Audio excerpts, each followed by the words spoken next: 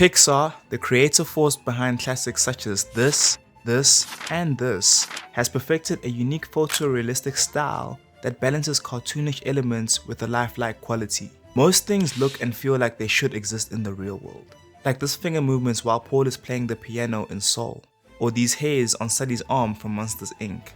These movies look so similar, you can barely tell that they're from different animation studios.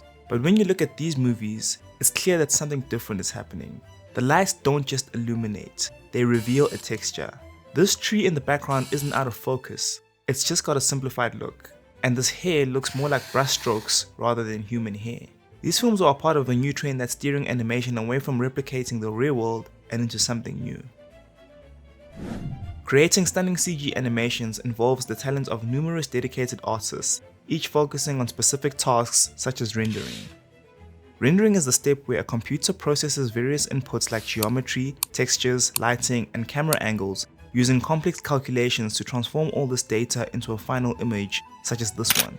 The majority of render engines, including the one used here, are physically based. This means that they are designed to mimic the real-world behaviors of light, shadow, reflection, and other physical properties as closely as possible.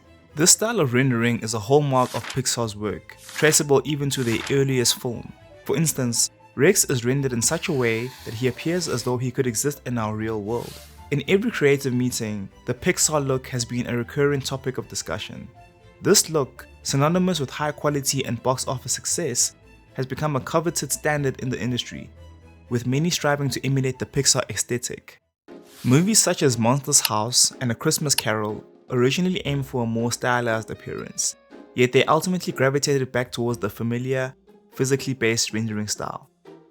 While there have been brief flashes of more distinctive styles in short film experiments and specific segments, like the one in Disney's Moana, these instances are fleeting. For example, the stylized sequence in Moana lasts only about 30 seconds in a film that runs for about an hour and 43 minutes. Many studios have toyed with the idea of embracing a more stylized 3D approach for a long time. However, the perceived risk of producing a full-length feature film in a distinctly stylized manner has often been a deterrent. This apprehension has, in many cases, prevented studios from making more adventurous, bold choices in their animation styles. The release of the Into the Spiderverse trailer in 2017 marked a groundbreaking moment in animation.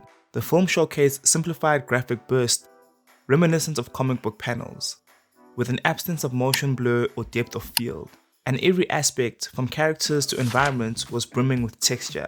The animation team, even after a year and a half of work, harbored concern about audience reception, fearing the visuals might be too radical and a departure from the norm.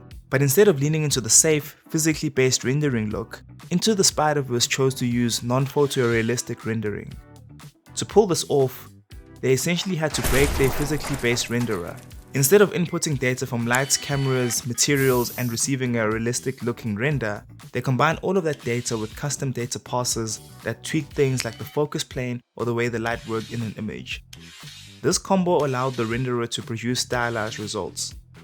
For example, in Into the Spider-Verse, out of focus elements aren't blurry. Instead, the colors split as if the screen printing on an actual comic book was poorly done. I love this burger, so delicious. Light often reveals half-toned dots, and shadows create sketchy hatch marks. The innovative visuals of Into the Spider-Verse go beyond just unique shading techniques though. The film's non-photorealistic rendering also incorporates line work, 2D elements like speed lines and doubles, and variable frame rates. These techniques collectively distance the imagery from reality, often aligning it more closely with the original concept art. In just 2 months following its release, Into the Spider-Verse became Sony Pictures Animation's highest grossing film. Its impact is significant. Much like Pixar set the new standards in the early era of CG animated features, Into the Spider-Verse has redefined visual objectives for animation studios, demonstrating that taking risks and deviating from established norms can lead to both critical and commercial success. 2021's The Mitchells vs. the Machines and 2022's Puss in Boots take non-photorealistic rendering in a different, more painterly direction where out-of-focus objects become simplified shapes, emulating the way that artists may use simplified marks in backgrounds. In The Mitchells vs. the Machines, shadows create different marker textures. Puss in Boots, simplified 2D cutaways mimic the graphic bursts of Into the Spiderverse. The positive reception to these visual styles has been a game changer.